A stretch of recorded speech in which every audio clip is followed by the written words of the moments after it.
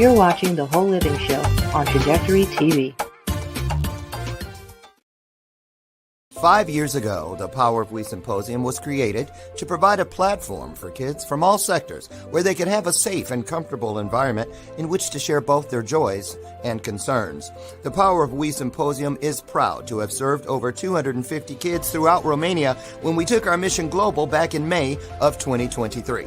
Now, 2 teams of amazing volunteers from both the U.S. and Romania embarked on an 8-day Legacy of Hope tour, bringing encouragement and hope to not only the kids of Romania, but also the adults who support them, and also to over 100 kids here in the U.S. who contributed handwritten letters of hope to our Romania mission of 2023. Now, this year, we are proud to provide this opportunity yet again in October, and we are super excited to up our game. New venue, 750 kids this time, and we want to see you there. We're looking forward to meeting you in person at this year's event, which promises, as always, incredible speakers, amazing content, and of course, some of the greatest kids on the planet. So, mark your calendars for October 24th, and we'll see you here in Chicagoland for the Power of We Symposium 2024. This year's theme is Always Together, Never Alone. Tickets are available now on Eventbrite or at powerofwesymposium.com.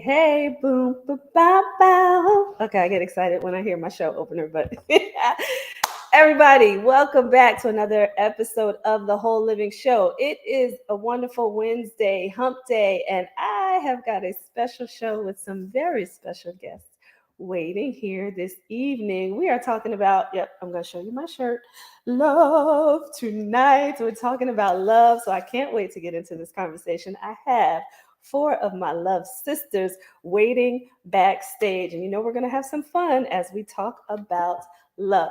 But before we do, get ready, hold on to your seats. Try to share this with you last week. So I know you've heard a little bit about it last week if you caught the show last week, but this is something that we have to continue to talk about. And if you love yourself, listen and pay attention to this. So I'm going to share my screen.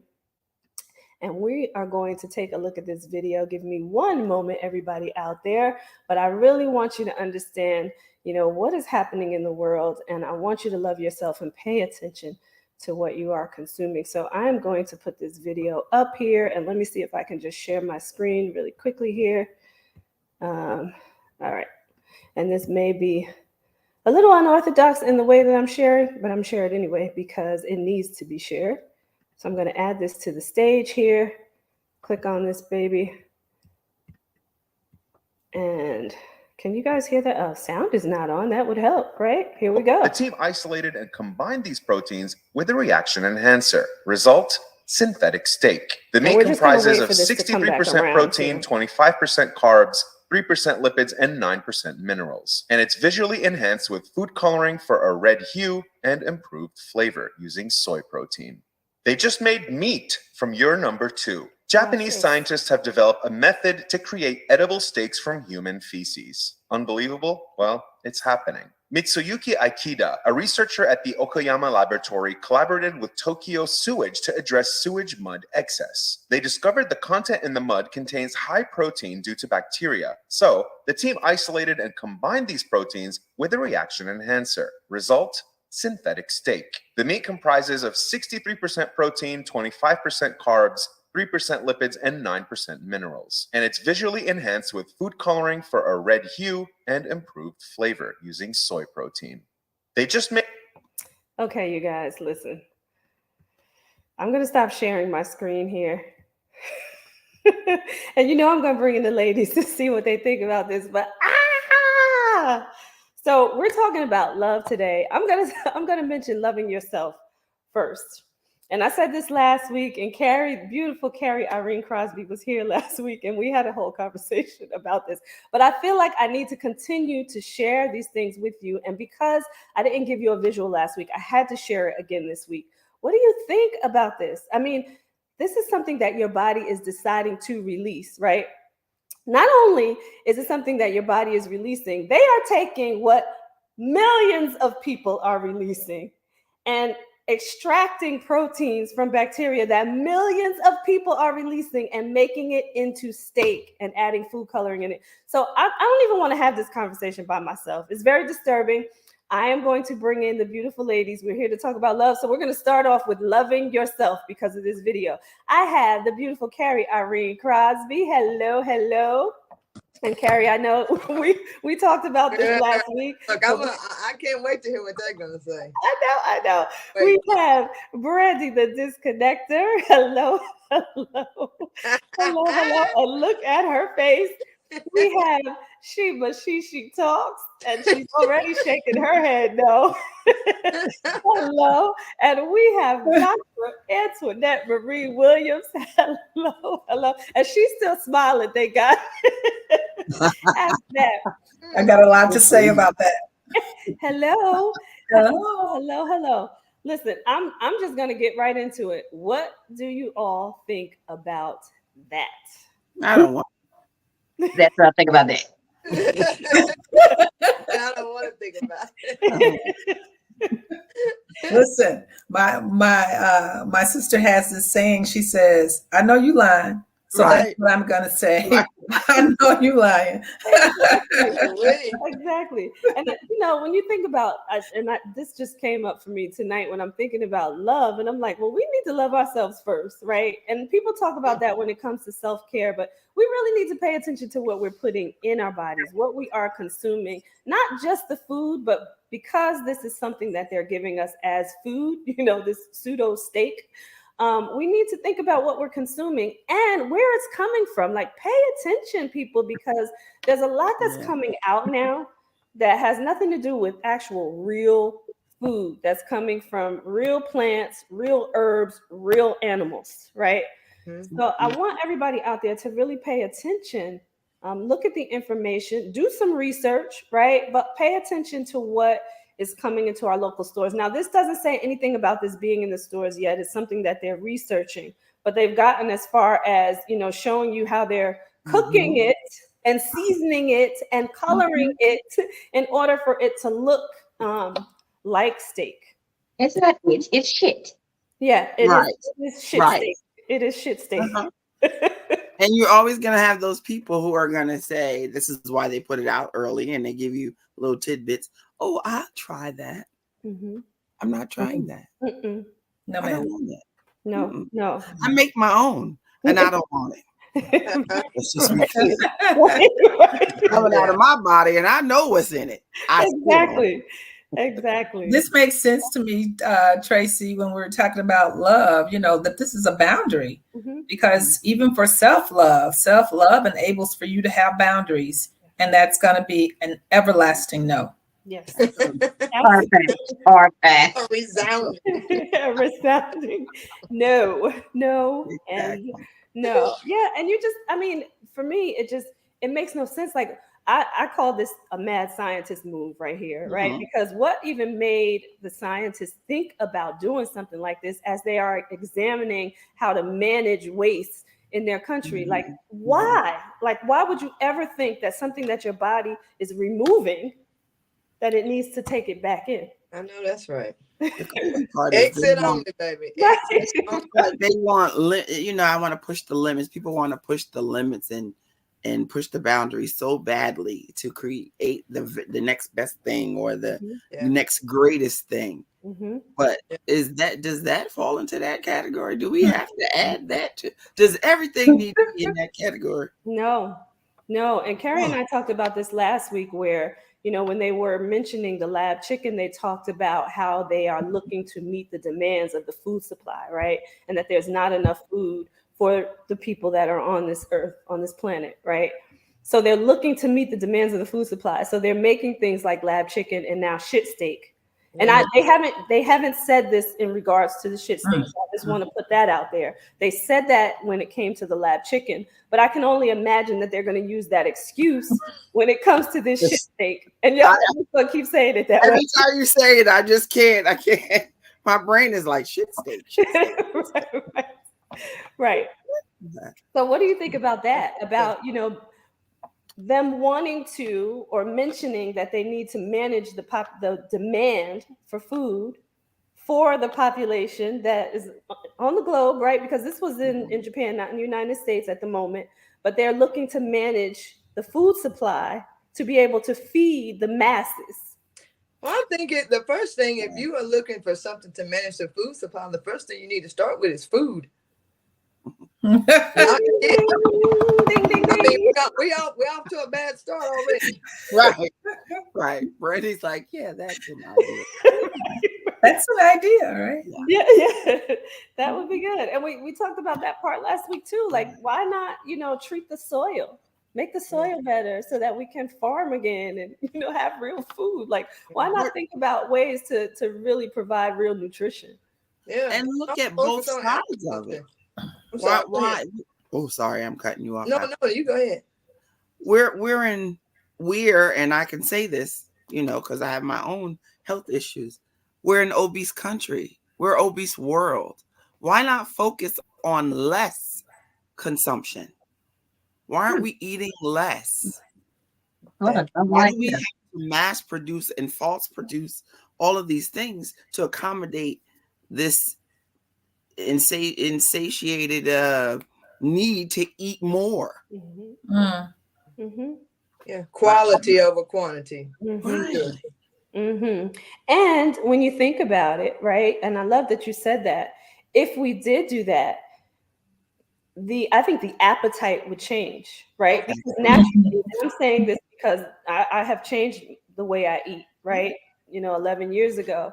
And my appetite for things changed when I started eating the right things, right? It doesn't mean that maybe it doesn't get rid of it completely, but it's about what you put in your body. And if you say one day I'm going to eat sugar, then you're going to start to crave more things with sugar or some of the bad food, the salt, right? But if you stop eating it, your body stops needing it. It stops wanting it, so you start to reduce the desire for it. So if you put the good food out there that people could buy and afford, right? Because that's another part of it.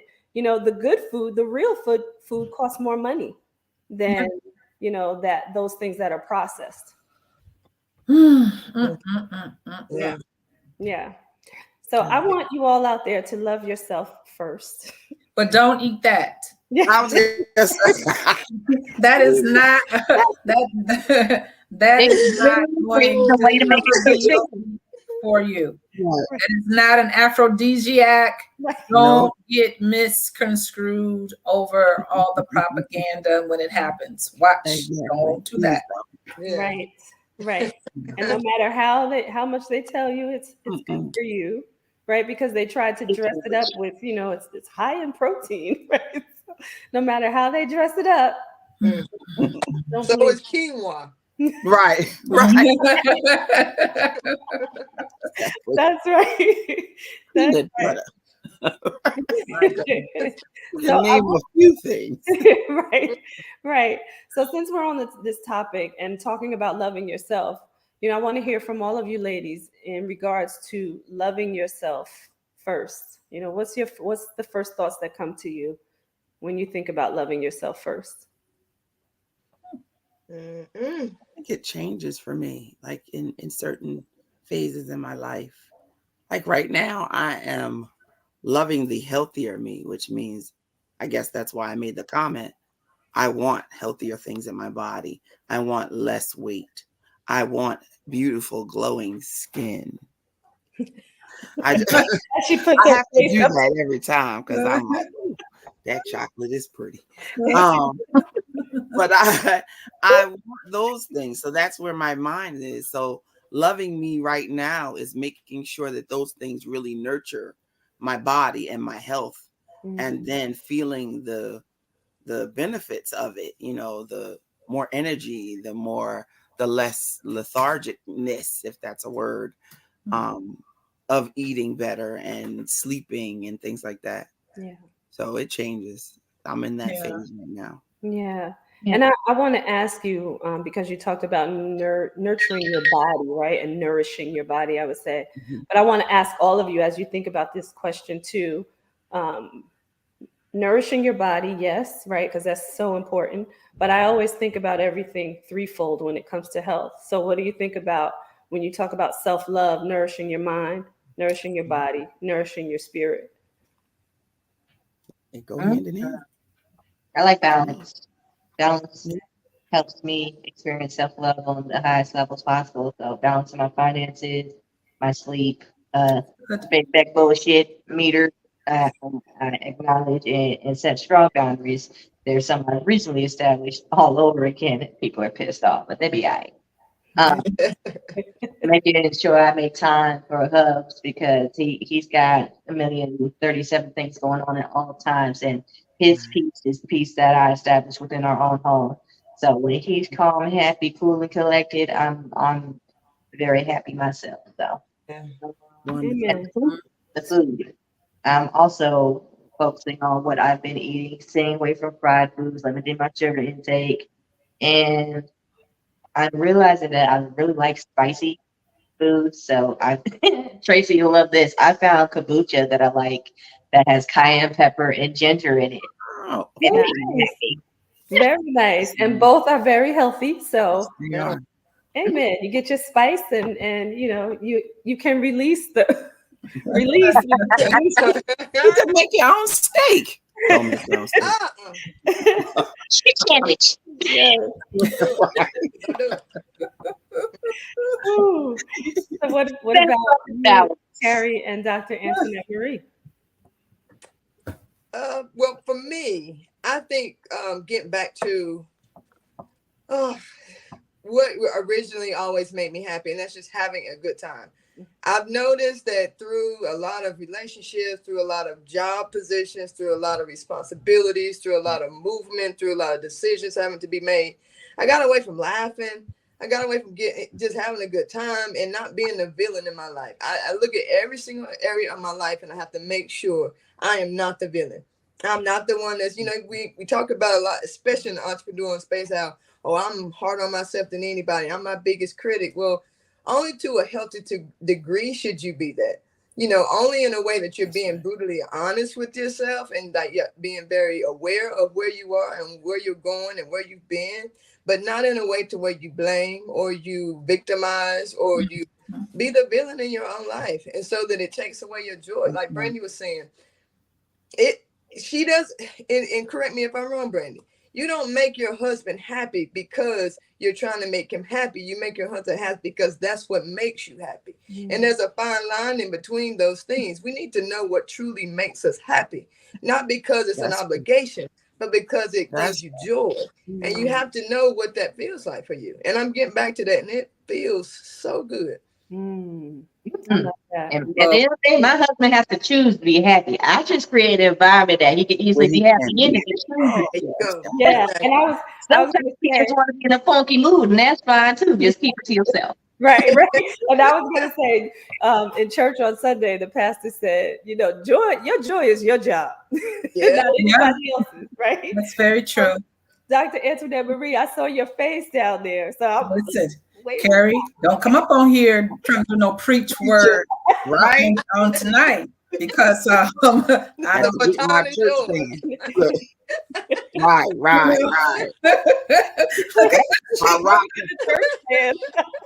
With the face and everything.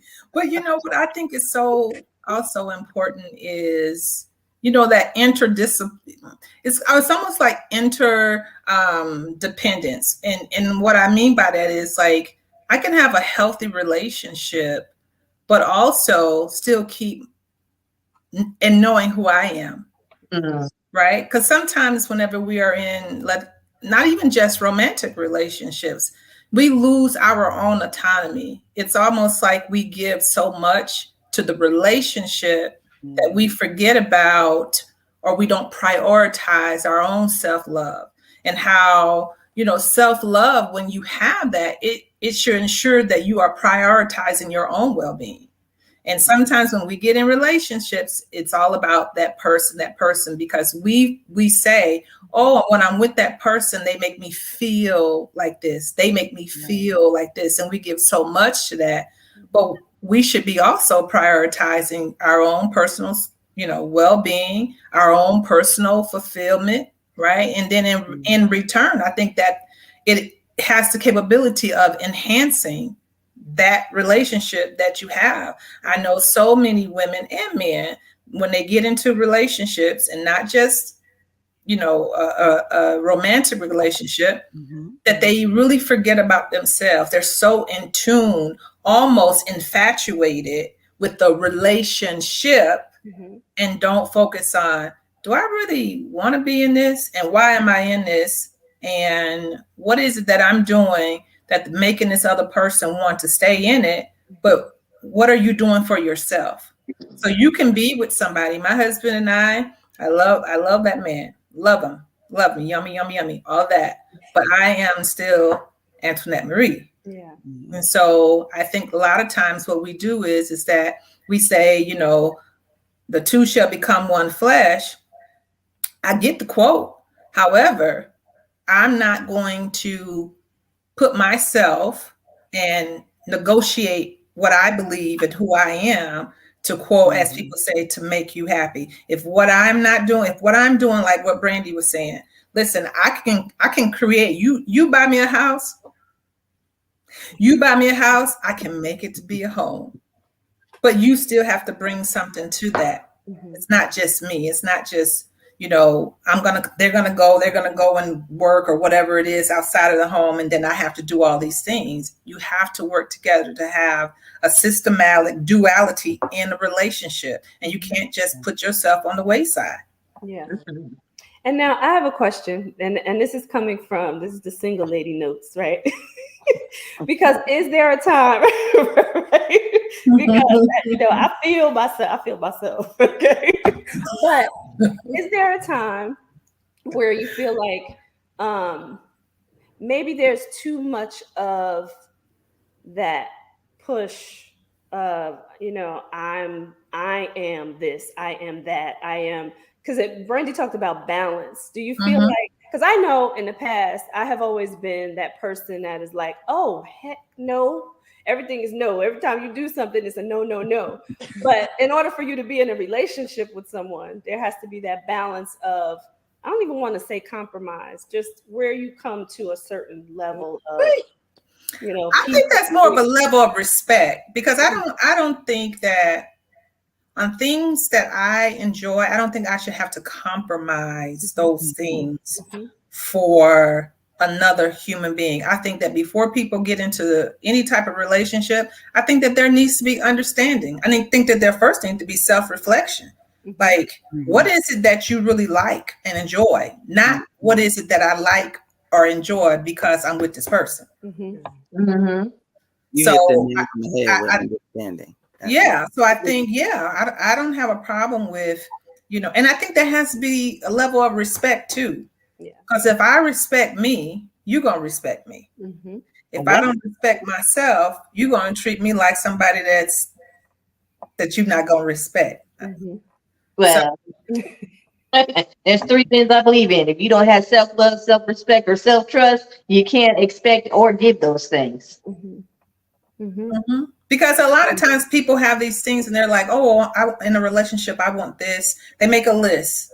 I want this. He or she has, well, let's say he has to be 6'2", or she got to be 5'3", and so on and so forth. Well, I said to somebody, get that list, look at it with yourself, and are you providing those things? Can you provide those things?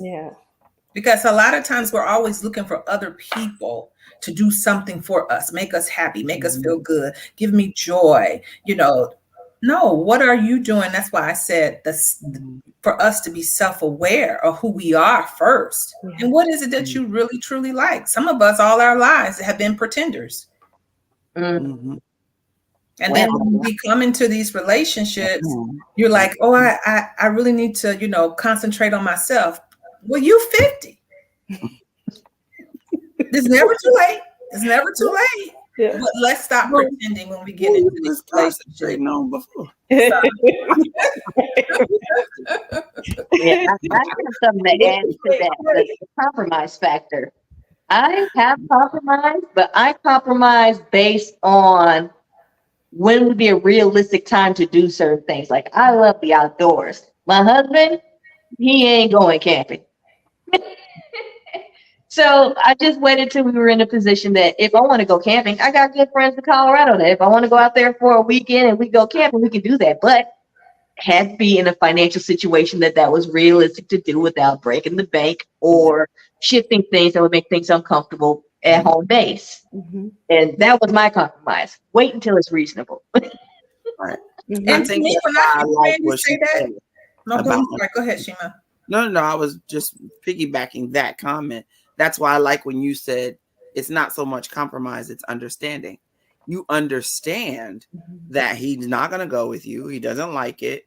You don't want to be mad with him because he won't go. And you don't want to lose the love of it because he doesn't go or want to go. But you found a way that it doesn't inconvenience him and it gives you the joy that you're looking for. It's an understanding. It's a level of understanding, understanding who you are and who you're with. That part. That is. I want you to be everywhere I go. If I go to the grocery store, I want you to, because I don't have anyone. I'll say that now. Go with me to the store. Go with me to the mall. Go with me here. Now, realistically, I don't even want to go to the store. So now I want to make this man go to the store with me, because I think in my mind, oh, we should be doing things together. Please stay home so I can get 2 things out the store and come out in 12 seconds. That part. Right. So understand that. Like, I was up to have him come to the store and other places all the time. But at the same time, I know he has anxiety. I'm not going to put him through that. Right. Because you think about something like that, then he's going to drive you crazy. And like, it's just not going to work. And we're going to be in the store longer. Right. Yeah. And that's really going to see y'all. You're going to enjoy the experience, right? If it's something that he doesn't like. So why create this, just get the bags out the car when I come home. And I see that as love. Right. That's love. Right. Yes. Exactly. So I want to ask you another question here. I want to know if you could share any personal experience or moment where you felt like you deeply understood the nature of love. I can go. Go. So when I got with my husband, It was there was a former situation in which I had a crazy ass ex that actually was the reason why I ended up here in Virginia in the first place. So when he said I love you, what he meant was I own you. But when Mr. Johnson said I love you, what he meant was I will love, protect, and kill for you. When I understood the difference, I let go of the trauma from that situation and knew that it was time to let it go and move forward. And that's what a lot of women need to do. They hold on to things that don't allow them to fully be present in a new relationship, and sometimes ruin an excellent or potentially excellent relationship based on what somebody else has done. Mm-hmm. Yeah. That's good stuff, Brandy. Mm-hmm. Yeah. It seems like the ladies are, thinking of this. Yeah, like yeah. I think that's, I mean, it's deep. It's beautiful. I think that is beautiful. I think I can recall where my husband is a military veteran and very openly will say he suffers. He's walking through. Come on in the room. Post-traumatic stress disorder, and I recall one time we were in a conversation, and I could tell he was trying so much, like not to have something to escalate. And so I said to him, let's stop. Because if you know about post-traumatic stress disorder, you can't just, for some people, you can't just like clap your hands and then all of a sudden they come down. That ain't how that works. And so I said to him, let's just stop. And when I saw his face, this is true. When I saw his face, in my mind, I saw what God must look like. Because for him to have that much patience trying to help me to understand post-traumatic stress disorder, you got to have, and as he's going through, people say like an episode. And so for that, I knew within my heart, and I said to him, I love you for no other reason than you just being who you are. There's nothing else that he can do to quote, and I don't like this term, but to make me love him. You can't make somebody, first of all, you can't make somebody love you. Either they do or they don't. Right. And so for me, that was my example of seeing someone that really had respect, honor, was disciplined, understood what family life really is. And it's just us. It's me, my husband, and a golden doodle. But that's our family. That's our family at home. And being able to say to him, there's nothing else that you need to do. You don't have to work harder. You don't have to buy me no more hokas. You don't have to do nothing. I get it. And I think that when it comes to really in-depth romantic relationships, sometimes we got to just step back a little bit. I love everybody that's on here. There's nothing else that anybody can do to make me love you even more. I love you just because that's who you are. And so we got to stop putting all these things. Well, I stop trying to make people love you.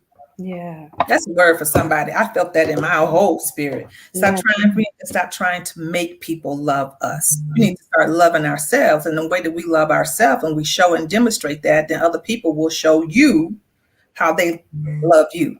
But if you don't love yourself, how can you love anybody else? How can you show love? You cannot. Ding, ding. Love is an action. You have to demonstrate that. Yes. That's a whole word right there. Carrie, you said you're on mute. That's a whole word. I want to say something else real quick too. For all the people throughout the land, the world that say Black women can't get along, watch this shit. Look at this right here. Right here. This is love too. And I want to give everybody an opportunity to answer that question, but we're going to talk about that too. Because that's a different type of love than what we're talking about when it comes to significant others and those type of more intimate relationships. And not that we can't have intimacy amongst the ladies, because we can, right? But we're going to get into that, Brandy. So thank you for making that point as well. But I want to give everybody an opportunity to answer about when they recognized that they really understood the nature of love. Carrie, were you going to say something? You're on mute for some reason. We can't hear you. Why don't you try going out and coming back in, and then we'll get Carrie when she comes back in. So did anybody want to address that question? Anybody else? I don't know. That question was hard for me. Not that I don't know when. I feel like I've loved hard my whole life. Mm-hmm. Family, friends, men. And I know how it felt to give it. Always knew how I felt to get it and give it. I always knew how I felt to get it from friends and family. Always felt protected. Always felt nurtured. Always felt wanted. I think for me, it gave me so much. I don't want to say a false idea of what love is, but it gave me, it kind of clouded my sight to think that is all that's out there. So when I go looking to find it in other places, it's going to be there just like this. I'm going to feel loved and warm and welcomed and safe. And when it didn't, I was like, wow, what is wrong? Yeah. And almost felt like, what did I do wrong? Mm-hmm.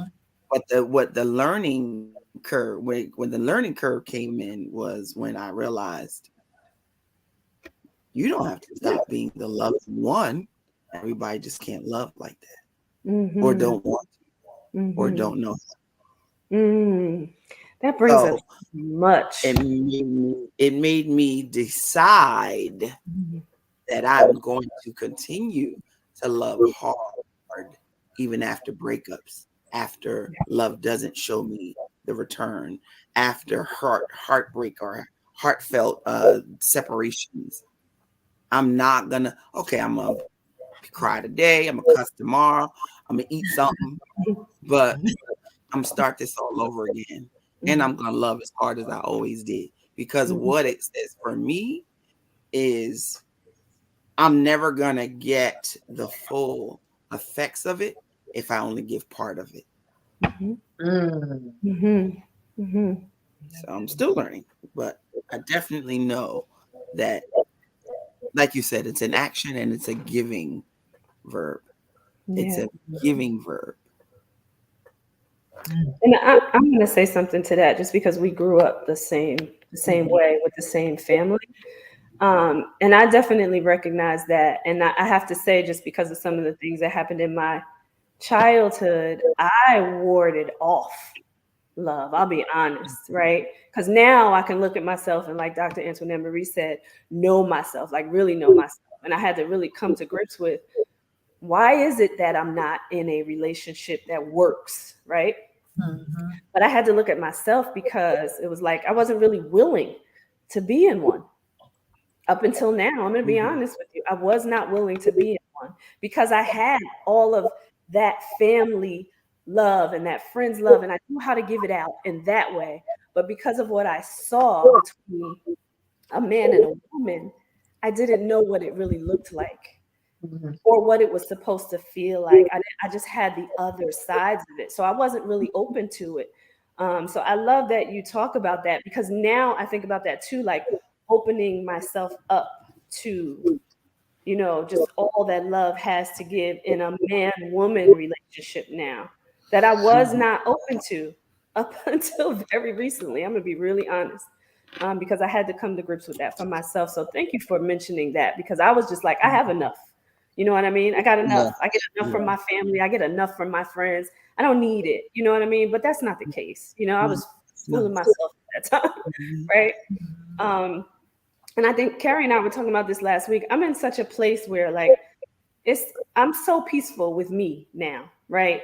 And thank God for this. But I'm at such a place of peace. It doesn't matter what relationships it is, and I'm talking about the intimate relationships, the family, the friends, the business, the me being a consultant. Like, I'm so at peace now. It's like I'm not out here trying to push for too much of anything, right? I'm going to continue to do because I love to do, but I'm not stressed out about it anymore. You know, like, I'm loving myself now. And so I thank you for that, because I had to come to grips with myself on what I was willing to engage in. And now it's like, okay, I'm ready, God, for whatever it is that you got for me. And I'm at peace no matter what happens on a day-to-day basis. So thank you for that, Shima. Carrie, I know you wanted to say something before you popped out. I was actually saying, can y'all hear me? Can you hear me? But I was just thinking back too, because I have been married before and I've gone through a divorce. And I remember the moment when I knew that my marriage wasn't going to work. And I think that was also the defining moment when I really knew what true love was, because I really loved my wife. I truly, truly loved my wife, but I knew that I had to end our marriage because I knew for sure that she loved me more than she loved herself. And she always had, and I always knew it. And I knew that type of love would drown me and suffocate her, because she was completely always pouring into me. And I couldn't give love back to her fast enough for it to feel her, because she was constantly loving me more than she was loving herself in every aspect of the word. So it just, anything that I did with anyone else, it was as if I was taken away from her. Anything I did for myself, it was as if I was taken away from her. And it just wasn't true. But I couldn't change her perception of love because she built that on her own. It wasn't that definition was built before I ever came into the picture. And she never took that time to feel back into herself to even be able to pour into anyone else. So she was always going to look for me to fill her up, and I just couldn't keep up with it. So, yeah, go ahead. That's a lot of responsibility. No, I was just gonna say that's a lot of responsibility, right? Because that goes back to what we were just talking about. Like Absolutely. Your joy is your job, right? That's a lot. That's a lot to put on one person.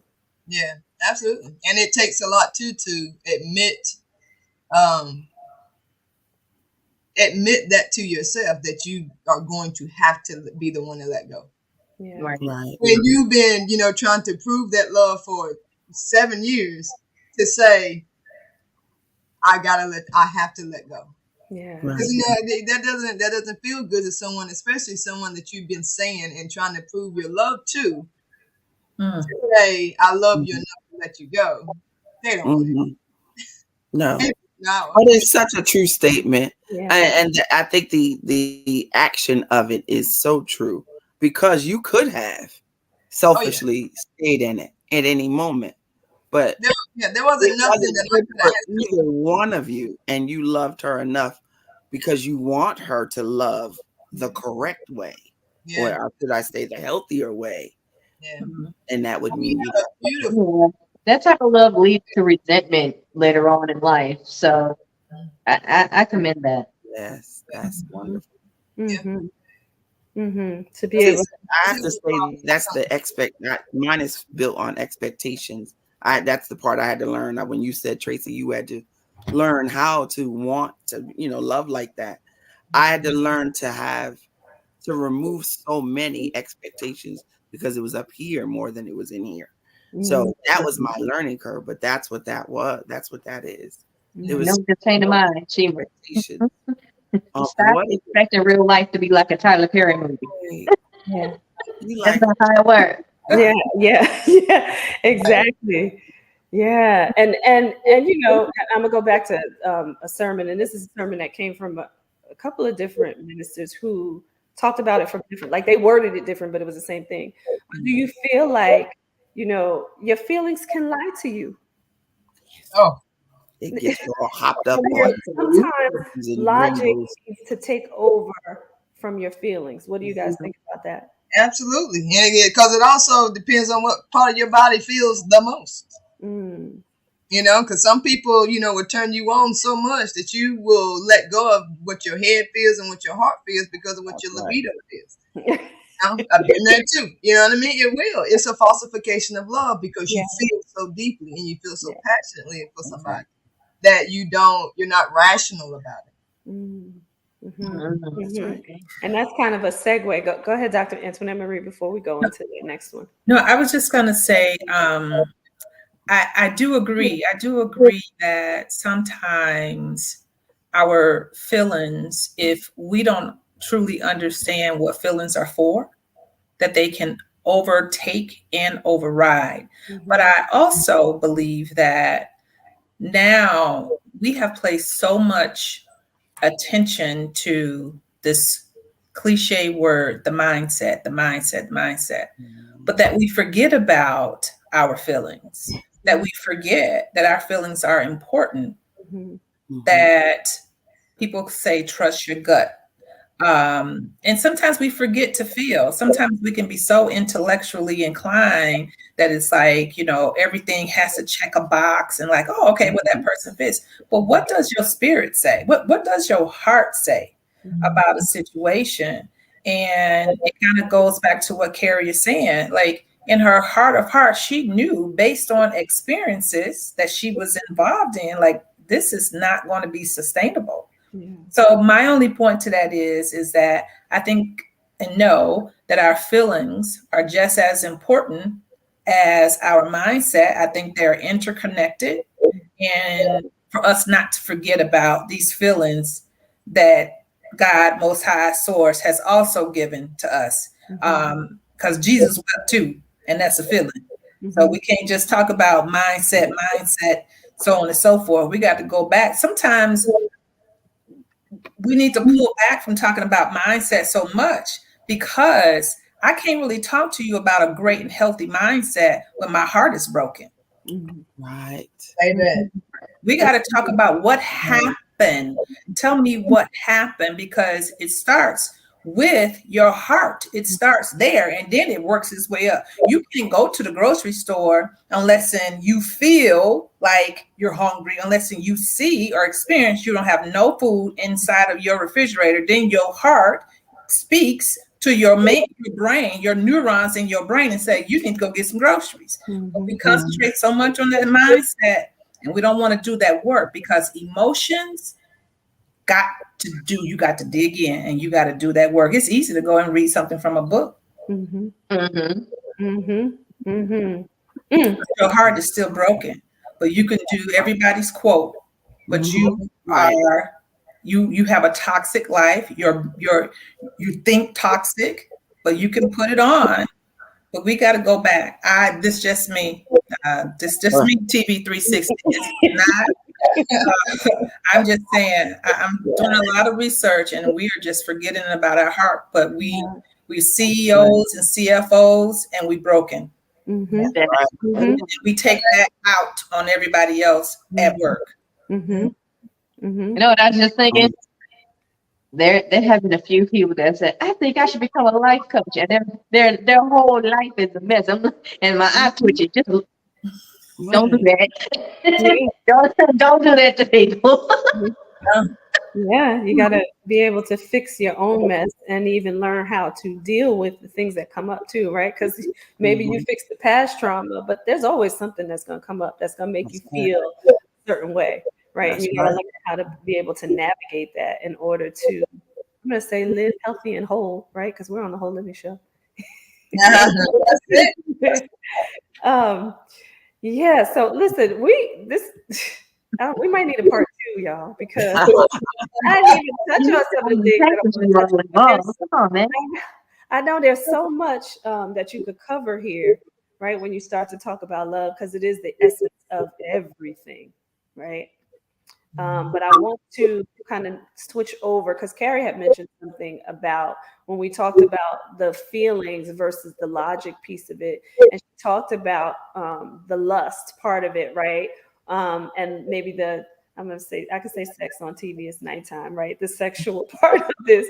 But how do you differentiate between love and infatuations and other form of affection? We all was like, ooh.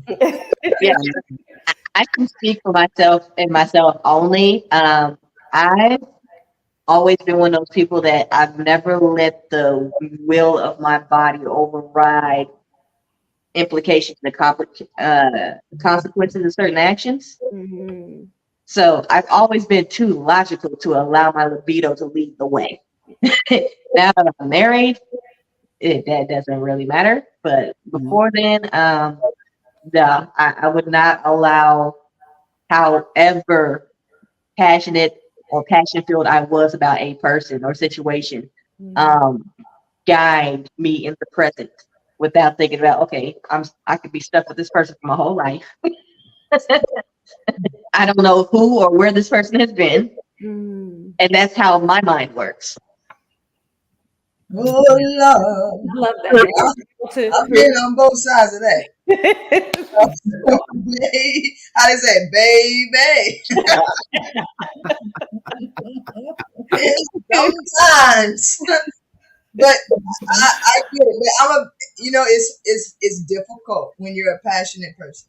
It is difficult sometimes to draw that line, but to break it down, it's just too much going on out here that you can be stuck with other than that person. Right. Before you make that decision. And I think that's the way I always led with it, because I have always been a passionate person, and being in the LGBT plus and all the other thing community, it's something that's very prevalent. Even though I don't necessarily think that it's something that's more rampant in the community, it is still something that's associated more so with that community. So I've been very cognizant of that my whole life, or at least my whole sexual life, that you just have to be so responsible when it comes to leading with your libido. You have to know someone. I ain't gonna say I've never had a one night stand, but it was a one night stand with someone that I knew beyond that one night.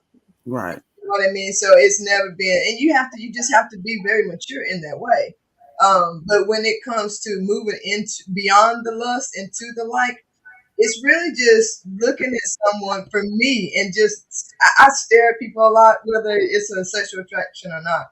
But especially when it's someone that I'm thinking about going to a next phase with. And I'm gonna tell you, if you can start being annoyed by simple shit, don't even go there, right? I remember a specific person, and this has been years and years and years ago, way before my marriage. But I remember waking up one morning and looking at this young lady and thinking the back of her head was too flat. Now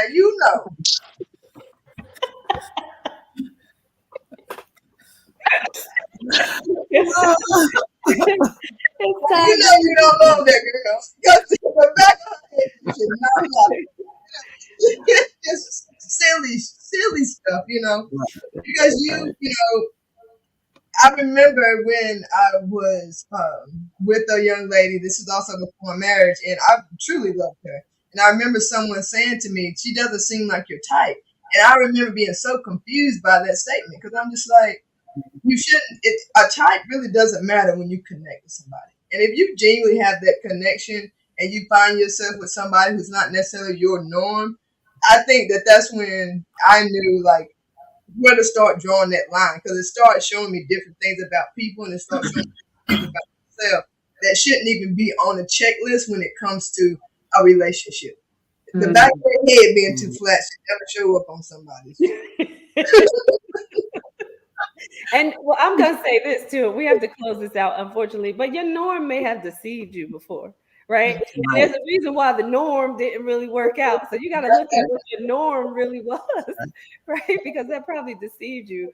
But I hate that we're at the end of the show. We've got 2 more minutes to close this out. It happened so fast. I know it always does. Quick comments. Anything that you want to say about love before we close the show? I would just say that, love involves you accepting and embracing yourself first. Yeah. That's it. Amen. That's it. And to feedback off of that, exactly how you love yourself is going to spill over into how you love everybody else. Amen. That's it. That's it. Anything else, ladies? I don't know. I would say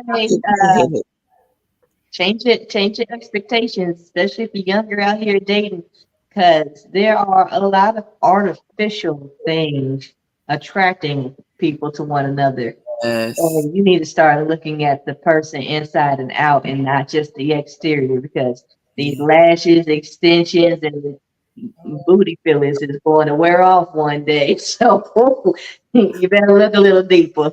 You got to stand and sit next to that person after everything melts down. Please.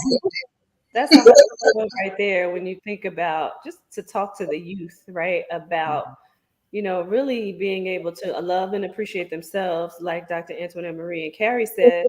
But then also, like you're saying, Brandy, to really get to know people, right? Like everything is so much about social media and what you see and on social media, and kids not having social skills, right?